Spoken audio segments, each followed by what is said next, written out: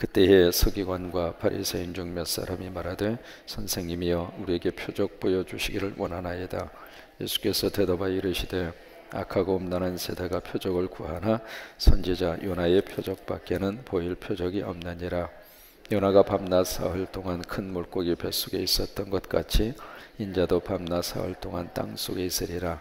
심판때에 니느웨 사람들이 일어나 이스라엘 사람을 정죄하리니 이는 그들이 요나의 전도를 듣고 회개하였음이었거니와 요나보다 더 큰 이가 여기 있으며 심판때에 남방 여왕이 일어나 이스라엘 사람을 정죄하리니 이는 그가 솔로몬의 지혜로운 말을 들으려고 땅끝에서부터 왔음이거니와 솔로몬보다 더 큰 이가 여기 있느니라. 아멘. 할렐루야.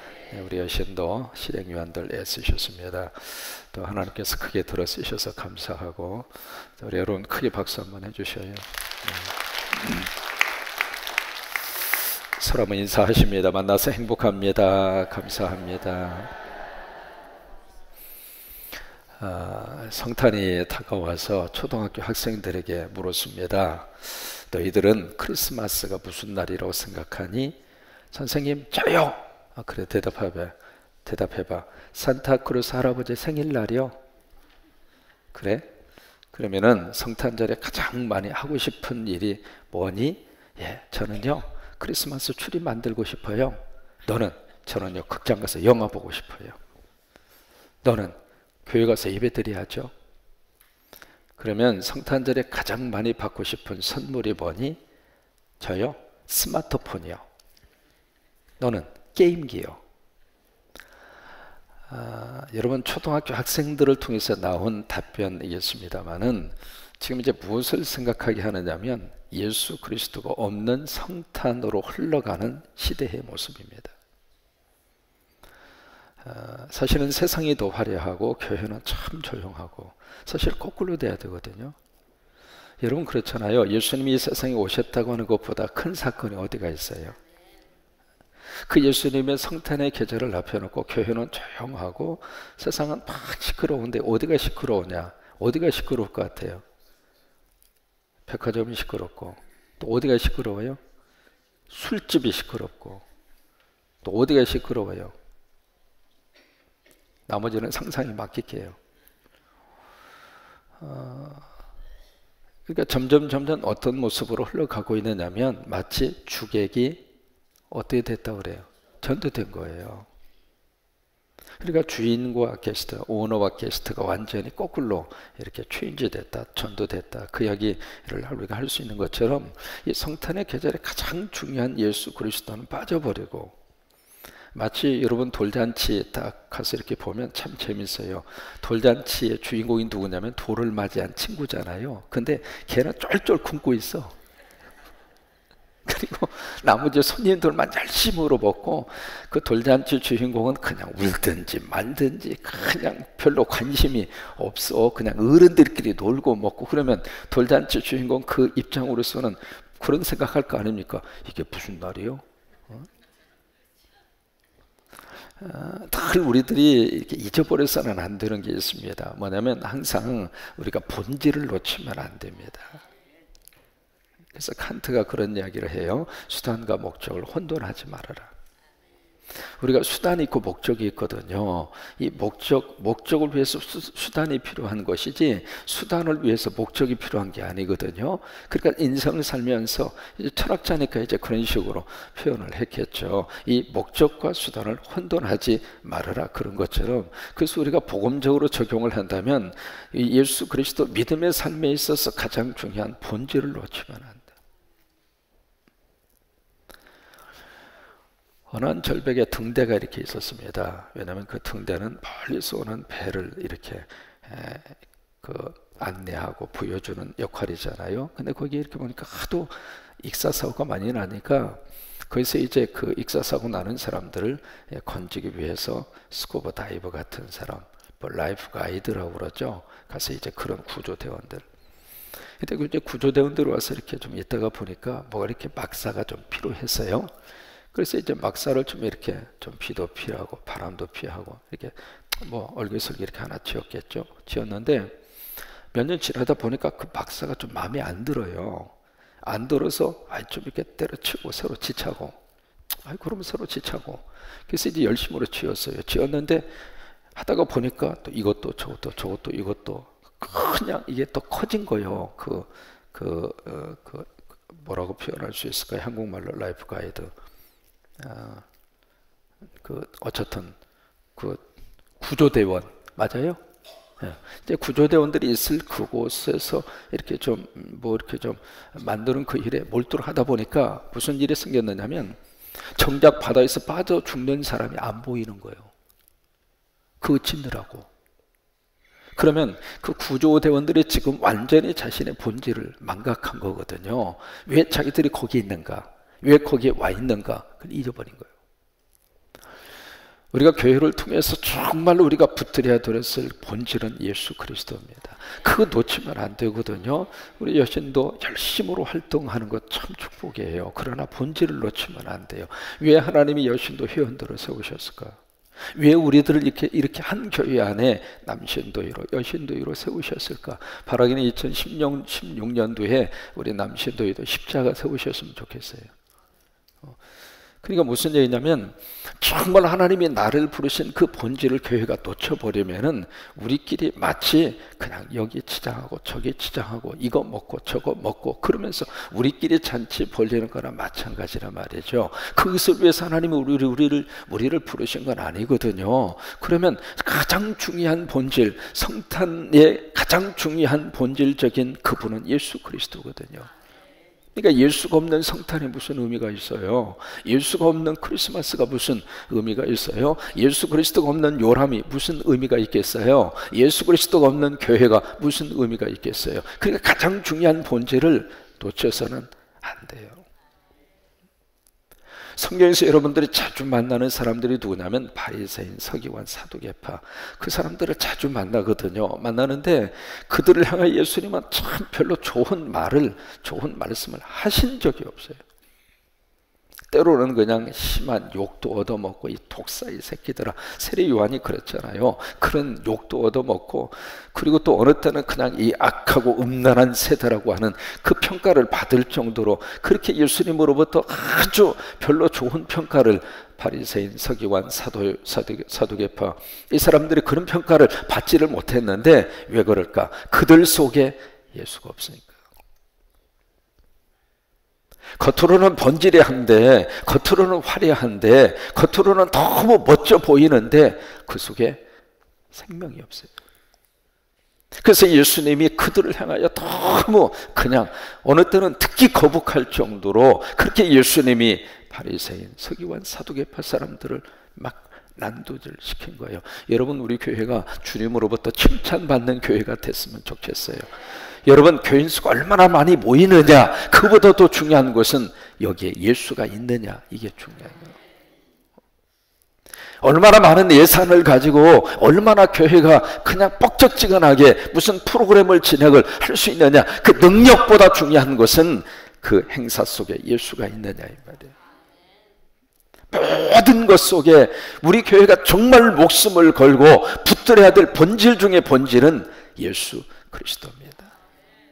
지금까지 역사적으로 어떤 인간이라 할지라도 예수가 있으면 하나님이 그를 들어 쓰셨습니다.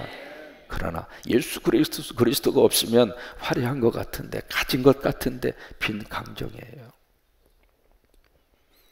오늘 여기 바리새인과 서기관 몇 사람이 와서 예수님에게 독특한 것을 요구해요. 뭘 요구하고 있는가 한번 보실래요? 38절이죠. 그때 서기관과 바리새인 중에 몇 사람이 말해요. 예수님에게 뭐라고 지금 부르고 있어요? 선생님아. 이게 무슨 이야기냐면, 이 바리새인 서기관을 예수님을 어떻게 지금 보고 있는가? 랍비 수준으로 보고 있는 거예요. 랍비가 바로 선생님이거든요. 그러니까 예수님을 그 수준으로 밖에는 보지를 못하는 거예요. 자, 보세요. 예수 그리스도가 선생님으로 온 게 아니거든요. 예수 그리스도는 구세주로 오셨거든요.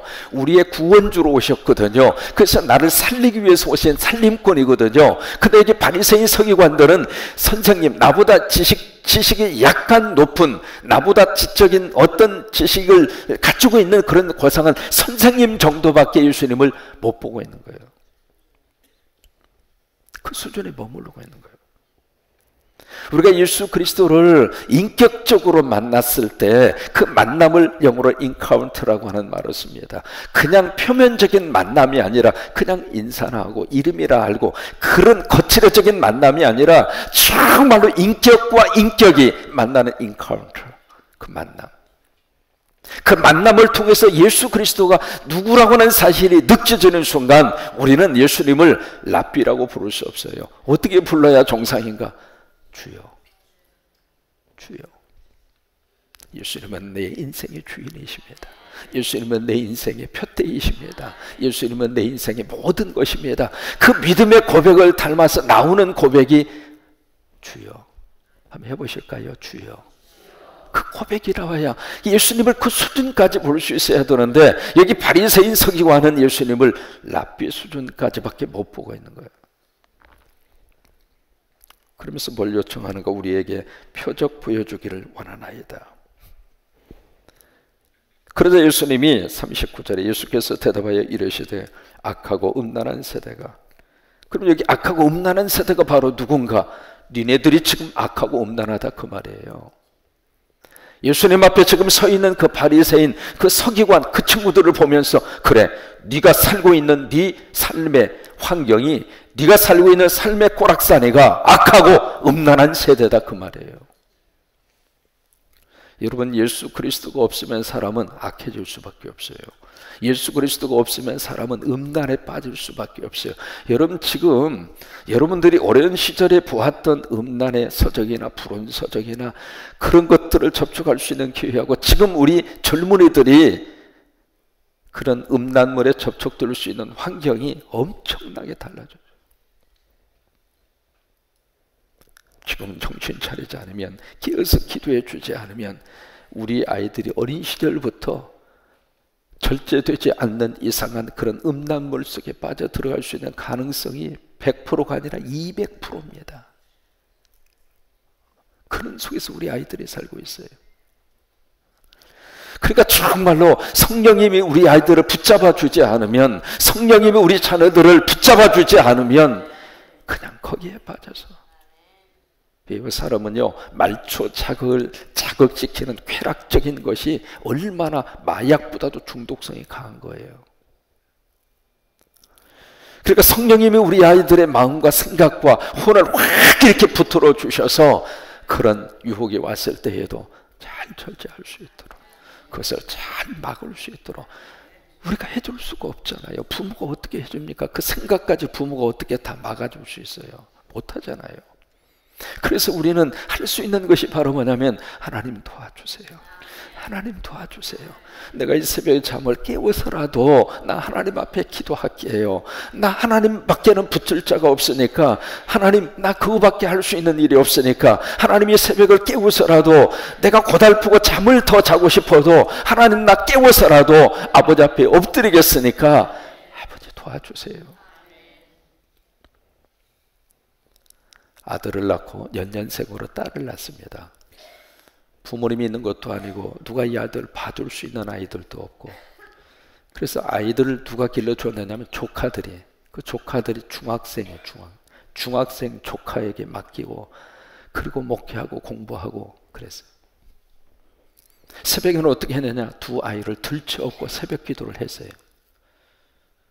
그 피덩어리 아이들 옆에 눕혀놓고 난 앞에서 설교하고, 비서실장 그 옆에서 아이 두 다 눕혀놓고 자는 거지 뭐. 그 새벽에 애들이 와서 뭘 해요? 울어주지 않는 것만 해도 고마운 거지. 그래서 양쪽에서 눕혀놓고 채워놓고 거기서 기도하고 목회하고 그랬어요.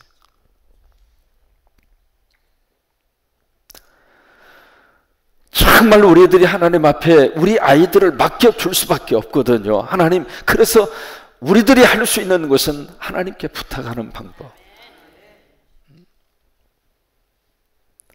그래서 예수가 없이 살고 있는 이 바리새인 서기관들을 향하여, 그래, 너희들이 악하고 음란한 세대구나. 그렇기 때문에 나에게 표적을 구하지. 바로 그 이야기예요. 그러면서 선지자 요나의 표적밖에는 너희들에게 보일 표적이 없느니라. 여러분, 기독교는요, 신비적인 요소가 참 많습니다. 그러나 신비주의는 아닙니다. 여러분 잘 구별을 하셔야 돼요. 미스틱한 요소, 신비적인 요소 교회 안에 굉장히 많습니다. 복음 안에도 많고 우리가 기독교의 영성 안에 신비적인 요소가 굉장히 많아요. 어느 때는 깜짝깜짝 놀랄 정도로. 어떻게 저렇게 신비적인 요소가 있을까? 왜냐하면 신비적인 요소가 없으면은 거기 안에 몰려들지를 않아요. 왜? 인간은 영적으로 뭔가가 자극이고 영적으로 채워주지 않으면 움직이지 않거든요. 신비적인 요소가 있어요. 여러분 이 새벽에 이렇게 많이 오신 자체가 신비적이잖아요. 옆에 있는 분 보세요. 새벽 기도 오실 분 같아요?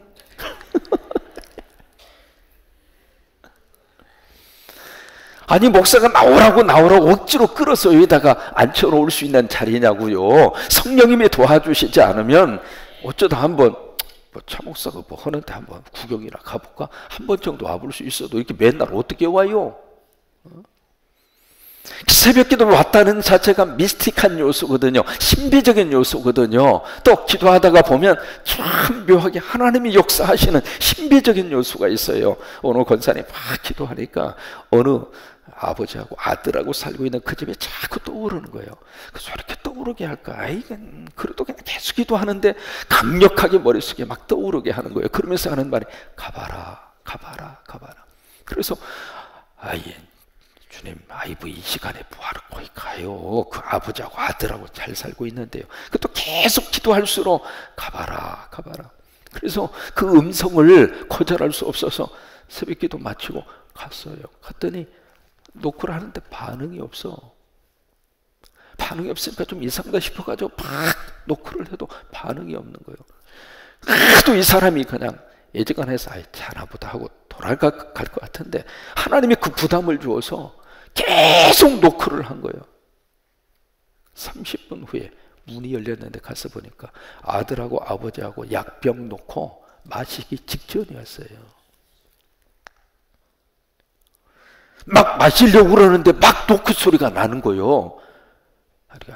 지나가다가 또 가겠지. 그리고 손에 잡고 있는데 계속 노크하니까 그러기를 30분 동안 그렇게 하니까 귀찮아서라도 문을 열어준 거예요. 열어줬는데 그 상황이 벌어진 거예요. 신비하죠. 그러니까 기독교에는 이런 신비적인 요소가 참 많아요. 내가 저 사람을 위해서 기도한 걸 모르는데 그 기도가 그 사람에게 가고 있는 거예요. 지금 아버지하고 자식하고 멀리 떨어져 있는데 여기서 기도하는 기도가 자식에게 가는 거예요. 여러분 수정교회라고 크리스탈 처치라고 가든 글로브라고 하는 동네에 있는 크리스탈 처치를 목회했던 로버트 슐러 목사님 세상 떠나셨죠. 그분이 한국에 와서 막 부흥집회를 할 때입니다. 막 부흥집회를 하고 있는데 강대상에서 설교하고 있을 때예요. 설교하고 있는데 갑자기 하나님께서 네 딸을 위해서 기도해라. 네 딸을 위해서 기도해라. 그 음성이 자꾸 들리는 거예요. 그래서 이제 설교를 하면서 그 딸을 생각하고 설교를 하고 영적으로 기도하는 거예요. 사람은 들으면서도 영으로 기도할 수 있거든요. 말씀을 들으면서 영으로 기도하는 거예요. 영으로 소리만 내서 기도하는 게 아니에요. 예배를 들으면서 영으로 하나님께 기도하는 거거든요. 여러분 설교를 들으면서도 자꾸 영으로 기도하셔요. 그 설교를 들으면서도 그 설교에 맞는 기도를 올리세요. 그러니까 꼭 내가 개인 기도만 해서 기도가 되는 것이 아니라 이렇게 말씀을 들으면서도 그 전체가 바로 기도가 될 수 있는 거예요. 그게 영으로 자꾸 하나님 앞에 영으로 그렇게 기도하시기 바랍니다. 그래서 이 로버트 슐러 목사님이 막 설교를 하면서도 영으로 하나님 앞에 기도하는 거예요. 하나님 그 딸 도와주세요. 그 딸 어떤 상황인지 모르지만 하나님 도와주세요. 나에게 부담이 있습니다. 도와주세요. 그리고 이제 설교를 마치고 부흥회를 마치고 숙소에 와서 딸에게 전화를 하는데 딸이 전화가 안 되는 거예요. 무슨 일이 생기나 보다. 한참 후에 전화가 됐어요.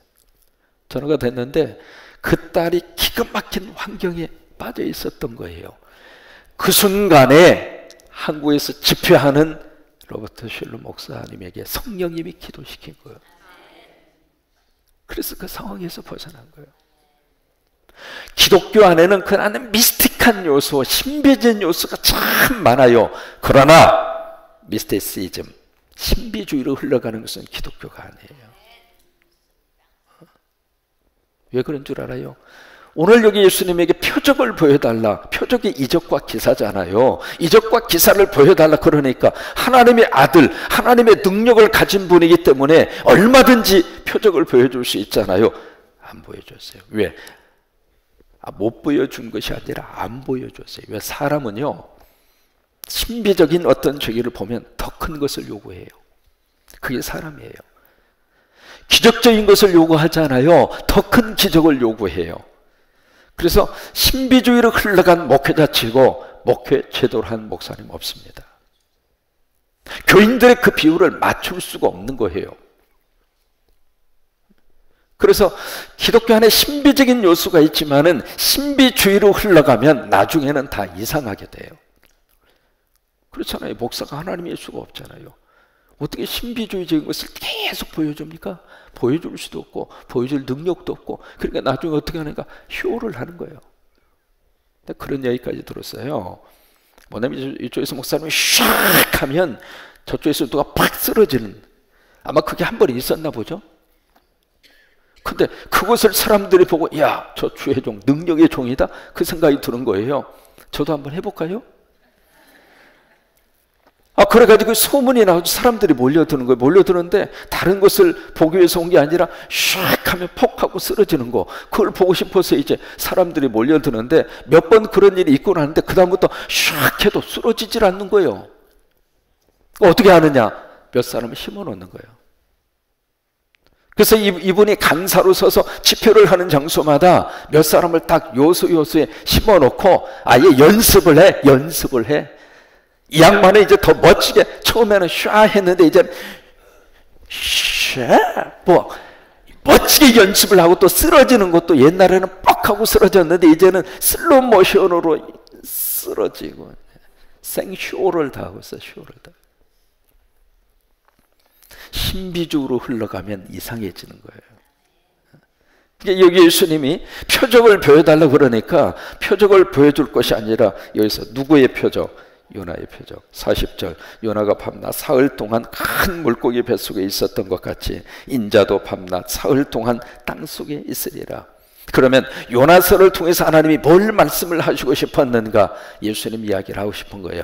요나의 이야기를 하고 싶은 게 아니에요. 성경은 요나를 통해서 예수 그리스도의 십자가와 예수 그리스도의 부활을 말하고 싶은 거예요. 그러니까 하나님이 보여주는 표적은 십자가 부활이라는 거예요. 그거 위에 다른 표적 있을 수도 있고 없을 수도 있는 거예요. 표적이 필요하면 하나님이 주시고, 기적이 필요하면 하나님이 기적을 주시고, 그때그때 필요에 따라서 주시는 것뿐이지 그것이 본질은 아니라고 하는 거예요.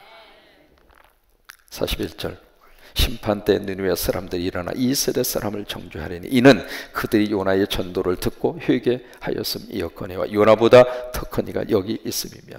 거기 느느웨 사람 요나가 사흘 길을 다니면서 40일 후에 이 성이 망한다. 그러니까 다 회개. 어느 정도 회개했느냐? 왕으로부터 쭉 어린아이까지, 짐승까지 어떻게 회개했어요? 금식하면서 회개했어요. 여러분 상상해 보셨어요? 어른들은 금식한다 쳐요. 깐나라이들이 금식을 어떻게 합니까? 그러면 금식하는 눈에 그 깐나라이들이 가만히 있었겠어요? 어떻게 했을 것 같아? 막 울고 난리가 없겠냐.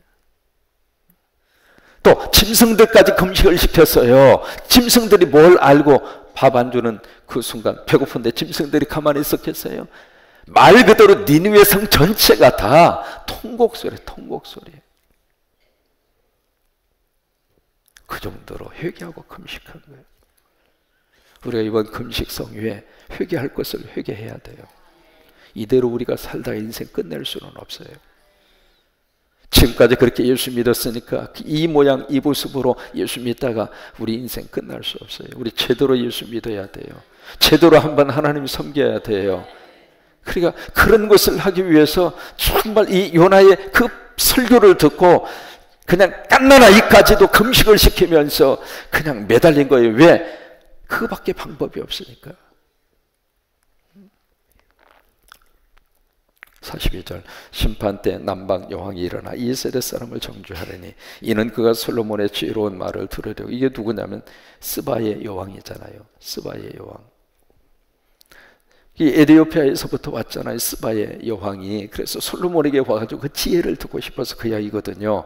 그 솔로몬의 지혜로운 말을 들으려고 땅끝에서 왔음 이거니와 땅끝, 에디오피아가 그 당시에는 땅끝으로 느껴졌던 거죠. 솔로몬보다 더 큰 이가 여기 있느니라. 그러면 여기 보세요. 요나보다 더 큰 이, 솔로몬보다 더 큰 이 누구예요? 예수님이지.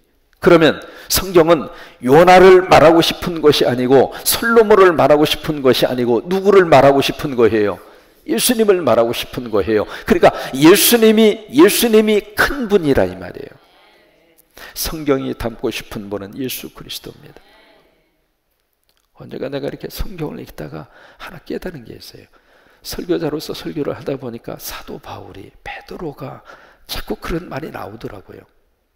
근데 오늘 깨달음을 하나님이 주셨어요. 야, 사도 바울의 말이냐? 내 스스로 얘기해. 이게 바울의 말이냐? 이게 베드로가 한 말이냐? 그럼 무슨 말이에요? 바울을 통해서 내가 했지. 그럼 바울의 말이 아니라 누구 말이에요? 예수님 말씀이지. 근데 나는 사도 바울이 그러고 있는 거예요. 그 순간부터 아, 이게 아니구나. 설교자들이 지금 잘못 이야기하고 있구나. 바울이 한 말이 아니구나. 하나님이 하신 말씀이구나. 예수님이 하신 말씀이구나. 그래서 바울, 베드로 때는 성경이 철저하게 말하고 싶은 이 땅 위의 표적은 예수 그리스도입니다. 그래서 성탄이 그래서 축복인 거예요. 하나님께서 이 땅에 허락하신 너무 귀한 사인, 그 사인이 무엇인가? 예수 그리스도. 그 주님이 우리를 사랑하십니다. 그 주님이 나를 위해서 십자가를 지셨습니다. 그 주님을 통해서 죄 용서 받고 이제 새로운 사람으로 살아나는 거예요. 새로운 인간으로 태어나는 거예요. 그래서 남은 인생은 하나님 붙잡고 그렇게 사는 거예요. 그 축복이 넘치기를 주의 이름으로 축원합니다.